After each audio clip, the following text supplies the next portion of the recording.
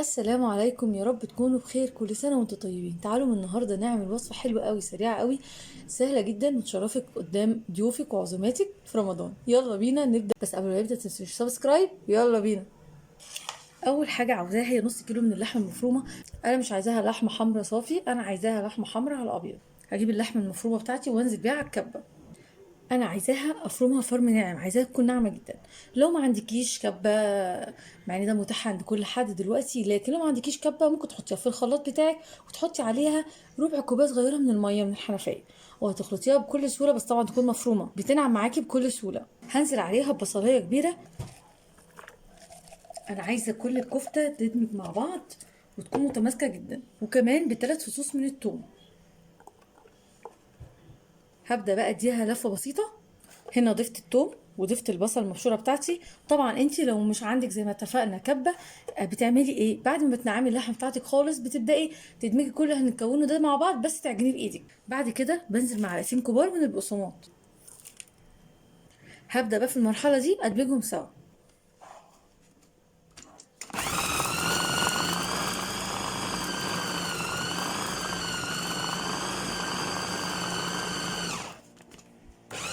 وده الشكل بتاعها النهائي. بصوا ماسكه ازاي، والخطوط بتاعت اللحمه طلعت ازاي وغسلت ازاي. هو ده اللي انا عاوزاه بالظبط. ده بيكون الشكل بتاعها دلوقتي بعد ما خلاص فضيناها من الكبه. هنبدا نعمل ايه تاني؟ يلا نشوف مع بعض. هنزل بقى بالتوابل عليهم. فلفل اسمر، نص معلقه كده فلفل اسمر بتخليها حلوه جدا. مقدار الملح بتاعنا حوالي معلقه صغيره.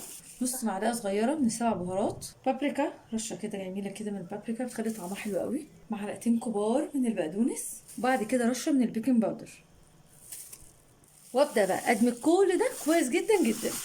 هنا بقى خلاص الكفته بتاعتي بقت مدمجه وممتازه جدا. هيكون معايا محضره معلقتين من الزيت الذره جنبي، وابدا بقى اشكلها وبالشكل ده. انا عايزاها رقيقه، مش عايزاها تخينه قوي عشان تستوي معايا بكل سهوله. هجيب تاني كده بالشكل ده اهو، وابدا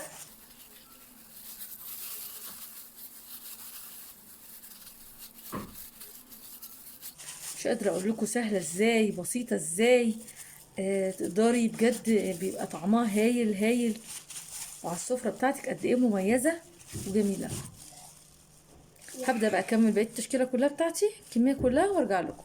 وهنا خلاص بقى بعد التشكيل بتاعها بالشكل اللي احنا شايفينه ده، ما ينفعش نبدا نسويها اقل من نص ساعه في التلاجة. طبعا نكون مغطينها اذا كان بستريتش رول او بساندوتشات زي كده، وطبعا احطها في التلاجة زي ما اتفقنا نص ساعه. مش عايزه تسويها وعايزه تحتفظي بيها لعزومات رمضان في اي وقت تنفذيها بالشكل اللي انت شايفاه ده، وتبداي تفرزيها. بس لازم تكون بين كل واحده وواحده يكون ورق زبده، او يكون بينهم بعض ورق ساندوتشات زي كده، اكياس ساندوتشات زي كده. وتبداي بقى تفرزيها زي ما انت عاوزه. وقت ما تطلعيها تطلعيها وتنفذيها زي ما هننفذها بعد شويه. هتسيبها نص ساعه ويلا بينا. وهنا خلاص بعد النص ساعه، وده الشكل اهو.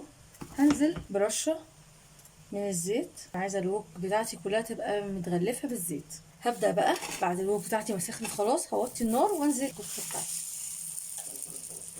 ما شاء الله متماسكه ومفيش اي قلق منها خالص.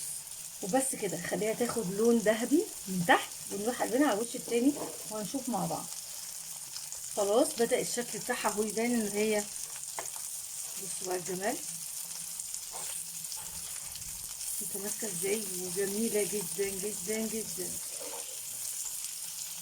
وكمان بقى ممكن تقدري تعملي جنبيها شيبس، بطاطس محمره، تقدري تعمليها رز بالخلطه، رز معصفر، تمشي مع كل حاجه. هنا بقى ده الشكل النهائي للكفته بتاعتنا.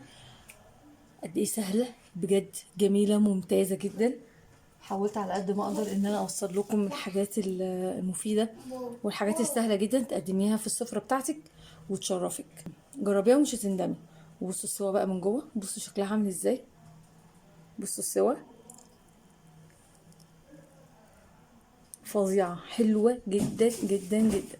لو اول مره تشوفوني ما تنسونيش سبسكرايب. يا رب اكون قدرت افيدكم، والسلام عليكم.